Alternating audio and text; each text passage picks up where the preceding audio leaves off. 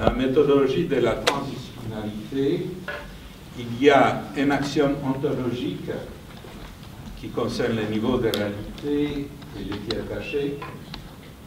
Il y a un axiome logique du tiers inclus et un axiome épistémologique de la complexité. Les trois axiomes ensemble donnent une définition rigoureuse de la transdisciplinarité. Nous appelons réalité ce qui résiste à nos expériences, à nos descriptions, représentations, images, même formulation mathématique. Il faut faire une distinction entre réalité, ce qui résiste, donc ce qui est accessible à notre connaissance, et réel, ce qui est inconnaissable pour toujours. Niveau de réalité veut dire ensemble des systèmes invariants à l'action des lois générales dans le cas des systèmes naturels et des normes et règles générales dans le cas des systèmes sociaux. Et ce qui est important, c'est qu'il y a discontinuité entre les niveaux, un niveau signifiant, dans la figure qui suit, un ensemble de lois générales qui régissent les niveaux respectifs. Discontinuité, c'est-à-dire qu'ici, entre deux, il n'y a rien, strictement rien, et même les mots rien et de trop.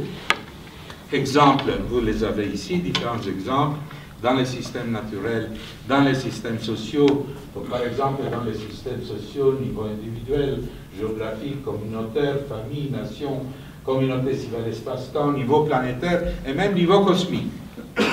Alors, qu'est-ce que c'est l'objet? L'objet au XXIe siècle, pas au XIXe siècle. L'objet, selon et la science et la tradition, toutes les connaissances ensemble, sciences humaines, sciences exactes, c'est cet ensemble des niveaux de réalité de l'objet plus cette boucle de cohérence qui passe par une zone de non-résistance à nos expériences, nos représentations, descriptions, images. Et d'où vient cela? C'est de la limitation de notre corps, de nos organes de sens et de nos instruments de mesure. Donc, niveau de réalité de l'objet, plus zone complémentaire de non-résistance, c'est l'objet. Les sujets, les niveaux de réalité du sujet, plus la boucle de cohérence, et Edmund Husserl a parlé de ça avant moi. Alors, qu'est-ce qu'on appelle transréalité? On appelle l'objet, les sujets et cette zone du tiers caché. Le tiers caché, c'est ce qui est entre le sujet et l'objet, qui se réduit ni à l'objet, ni au sujet, et c'est là, dans cette zone-là, il y a l'écriture, les spiritualités et les religions. Alors, les tiers cachés et les gardiens de notre mystère irréductible, seul fondement possible de la tolérance et de la dignité humaine. Sans ces tiers, tout est cendre. Donc, c'est les tiers cachés qui assurent la cohérence de l'ensemble des niveaux de réalité. C'est une circulation perpétuelle de l'information physique et spirituelle. Et ici, vous avez cette circulation en image, avec ces niveaux, ces trois boucles de cohérence qui sont liées aux trois états, du tiers inclus, A, non A et T. Et donc, vous les voyez en mouvement un peu, comment ça se passe, cette transmission de l'information, de l'objet au sujet, dans la zone du tiers caché, des niveaux de réalité, donc, vers